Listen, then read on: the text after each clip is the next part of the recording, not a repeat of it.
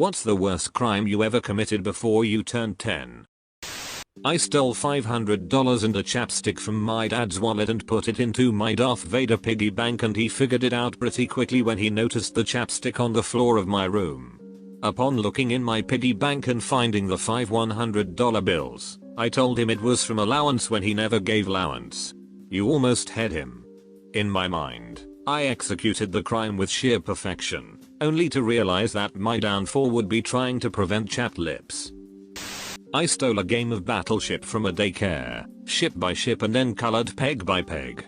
They just thought we kept losing the pieces because we were kids. I don't know what I expected to do with all the pieces because there was no way I could steal the boards without notice. At the end, you just point out that there isn't much point to having the game boards around anymore and ask if you can have them to use as cases to keep your stuff in. You just don't tell them the stuff is the ships and pegs. And here you are acting like he still goes to that daycare. Arson was playing with matches setting a newspaper on fire. It was pretty windy and the whole newspaper started blowing around. Grabbed a cardboard refrigerator box and stomped on the fire till I thought it was out. Well, the box caught fire. The wind picked up the embers and sent them up into a tree right behind my grade school. Tree went on fire and set the next one on fire. I ran, heard the fire engines and hid in my house for the rest of the weekend. That Monday I had to line up in the schoolyard, stared at those two burnt out trees for almost 3 months before they cut them down. Mine was also totally accidental, possibly unconnected, arson.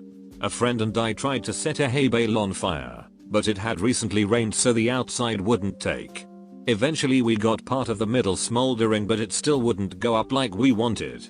Eventually we just left. It was slightly spitting rain, so we figured it would just put it out.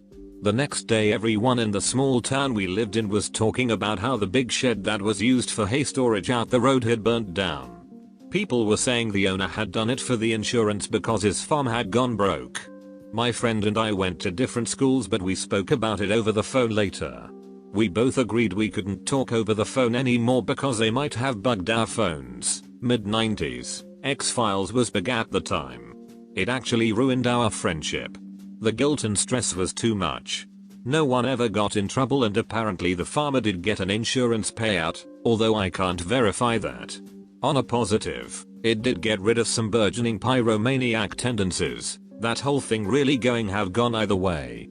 Plot twist. Farmer saw you playing with matches, waited till you left, and set the whole place ablaze. When I was about 6, my friend and I broke into my neighbor's house through an open window and stole his dog. I really wanted a dog and my parents wouldn't let me, so my friend and I were convinced we could steal my neighbor's dog and keep it a secret from my parents. We actually got the dog all the way back home and were discussing what to name him when my mom caught us. I'm still so ashamed by this. At the local aquarium, children under 5 were free. I was 6 but got in for free. When I was about 7 or 8, I was in a department store with my mum. As kids do, I saw something I wanted, pointed it out to my mum, and she agreed I could have it. My mum then proceeded to take a while to finish for shopping, and I got sick of holding on to it, so I put it in my pocket, intending to take it back out at the checkout. I had completely forgotten it was there. I didn't realize until I got home that I essentially shoplifted. I had a breakdown, thinking I was going to get arrested. I stayed at a cinema and watched 3 movies before leaving. My best friend and I grabbed baseball bats and beat the shit out of a random mailbox. Turns out it was the only black family in my neighborhood too. Ah man, this going to be so cool. Accidentally commits hate crime. I was in the 4th grade. We were on a field trip to the Children's Museum. We were passing through the souvenir shop on our way back to the bus when something wonderful caught my eye, a shiny new figurine of a Triceratops. Being a dinosaur fanatic at the time, I was immediately smitten. Alas, though, we were not allowed to purchase anything from the shop. But, as luck would have it, a fight broke out near the front of the line, and with all the teachers distracted, I saw an opportunity and I took it. Quick as lightning, I reached out and snatched up the beautiful dino and shoved it into my sweatshirt, with nobody the wiser. Thrilled and emboldened by my success, I figured that it was either go big or go home. I was already a criminal anyway, wasn't I? While the hapless teachers continued to prance frantically around the slap fight like a bunch of Sims near a house fire, I was busy shoving into my robber's bag 1 canister of silly putty, 2 Chinese finger traps, a pack of Willy Wonka nerds, a shit ton of those colored rocks mineral things that gift shops always seem to have. I never got caught.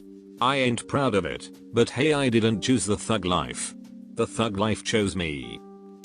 I was walking in the hall to the bathroom in 1st grade, and I thought I would save time by pulling my donk out before I got to the bathroom. In front of a teacher and a cop, lol. Did you get instantly promoted to principal since you established your dominance? My friend wanted to see a nudie magazine. Being little kids, naturally he couldn't buy one over the counter anywhere. So he prodded and talked me into stealing a dirty magazine from the local used bookstore. I had no idea where they kept the dirty magazines. My friend said in the rear of the store. I went there and saw a magazine with a large-breasted, but clothed woman pictured on the cover. I grabbed it, stuffed it under my shirt and brought it to my friend. My friend complained it was the wrong magazine. It wasn't a dirty magazine, just a regular one. He wanted me to go back in there and grab a Playboy. I refused to do it a second time. Hit a baseball at a car windshield and broke it. Usain bolted the fuck out of the scene, but then my dad found out about it and made me fess up to the owner. The owner was a good sport and let me off the hook. My dad, however, made sure to pay him to cover the repair costs and took my allowance away for a while. I used to steal marbles from school. I came home one day and bawled my eyes out in my room before asking my mom if thieves go to hell. Yeah, unless they're really sorry for it. I wasn't sorry for it. I cried more. Destruction of federal property. There was a park near my house that had once been a Civil War fort. We found this really cool giant piece of quartz that we decided to dig up and bring home. Turns out it was a grave marker for a mass grave of Union soldiers. Oops. Do you want ghosts? Because that's how you get ghosts. Grand theft cookie. Withholding evidence. Obstruction of family justice. Was sentenced to 1 day solitary confinement. This kid Ricky stole my Orlando Magic beanie and denied it to the teacher. 1 week later he brought his dad's portable black and white TV, not much bigger than a Game Boy with a big antenna. I took it out of his bag when he wasn't looking and stashed it. He immediately blamed me but couldn't tell the teacher because I guess we weren't allowed to have TVs, so he just sucked it up thinking I would give it back at the end of the day. I remember watching that show Gargoyles in my room late that night on my new portable TV, laughing quietly at the beating he probably took from his dad for losing his TV. If you are reading this, Ricky, I'm not sorry. 5 years old, a man lived in the apartment across the hall from us and he would always say hello and be super cool. Then one day I learned how to write my name, so I decided to scratch it into his car with a nail so everyone knew we were friends. When my mom found out, I said it was some other kid with the same name. She didn't buy it. There was this family that lived next to my grandparents. And they moved, but I guess had a small car so they would leave bags outside of the house, pick some up and come back. Well, there was a black bag full of toys and I took it before they had a chance to come back for it. That last sentence reminds me of something. When I was younger, I lived in a trailer, but our small front yard still had awesome chests of toys. We had a swing set, a small inflatable pool, lots of things. These 2 bratty children would just come over and just steal our things, including my 2-year-old brother's push and scoot rideable toys, which were expensive. I'd had enough going around the neighborhood, retrieving the toys wherever these kids had decided to leave them. So I hatched a plan.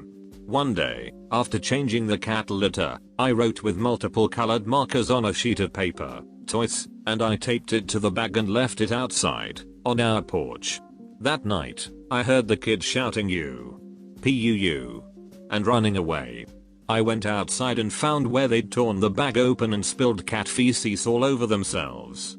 I was 9, and this was the funniest thing in the world for me. They didn't come back. The end. When I was 7, my grandfather would take me to empty parking lots and teach me how to drive. When I was 9 he was in the hospital and was home for several weeks, and I would drive his car around town, running errands and picking up groceries for him. Did this for almost 3 weeks and never got caught. My grandfather also taught me how to drive when I was like 8. He used to give me money and a note to go to the store to get him smokes. My cousin and I also burned our tree house down with said smokes. We got the belt from our grandmother and a good job and a high five from grandpa. I almost blew up my entire neighborhood when I was 12. It was summertime. Early 90s. My 3 friends and I are walking around our neighborhood, throwing rocks at signs, building forts and listening to the first Bone Thugs-n-Harmony tape that a friend had stolen from his older brother. There was an open field adjacent to the street we all lived on, and lining that open field was a wash that led into a huge open tunnel that eventually ran into the sewer.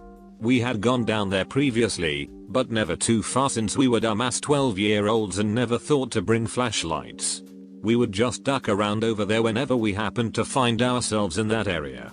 Breaking glass bottles, throwing dirt clods at other kids who walked by, or learning how to skate since the wash was built like a half pipe. One day we walked down to the wash, and there was an abandoned shopping cart full of newspapers and old porn magazines at the entrance of the sewer tunnel. Hey, let's go down there and we'll use the papers to make torches like Indiana Jones so we can see. As soon as I said Indiana Jones, they were immediately down as duck for the mission. A friend and I made a huge Olympic-sized torch out of newspaper. One friend is holding our skateboards and the other is handling the shopping cart full of paper in case we need more torch fuel. We get maybe 50 yards into the tunnel before it's almost completely dark. I take a lighter and light the top of the torch thinking, man, this is going to be some Goonies type shit right here. Immediately the paper burns way faster than we anticipated, and our lungs fill with smoke and we start freaking out. Kid drops the torch into the shopping cart and the entire thing goes up.